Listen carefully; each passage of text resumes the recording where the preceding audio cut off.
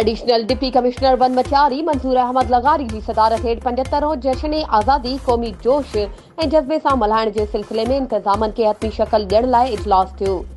गॾिजाणी में additional deputy commissioner one लाॻापियल ऑफिसरनि खे हिदायत कई त हिन साल जश्न आज़ादी खे गुज़िरियल सालनि जी भेट में वधीक मौसर तरीक़े सां मल्हाइण लाइ उपाउ वरिता वञनि।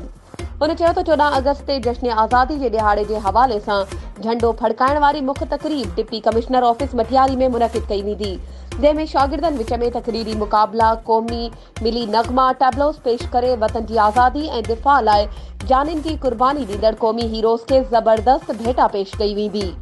एडिशनल डिप्टी कमिश्नर वन चयो त आज़ादी वारे ॾिहाड़े ते बलूचिस्तान जे ज़िले लसबेला में हादसे में शहीद थींदड़ पाक फ़ौज जे जवाननि ऐं पाक फ़ौज जे ऑफिसरनि जी कुर्बानीनि खे बि यादि कयो वेंदो। गॾिजाणी में additional deputy commissioner 2 Asadullah Khoso, additional director Rafiq Ahmed Rahu, assistant commissioner Hala Muzahir Ali, assistant commissioner Saeedabad Munawar Ali Abbasi, मुख्तियारकार मटियारी गुलाम मुस्तफ़ा शर, मुख्तियारकार Saeedabad Aftab Ali Jamali, district education officer Iqbal Memon ऐं ॿियनि शिरकत कई।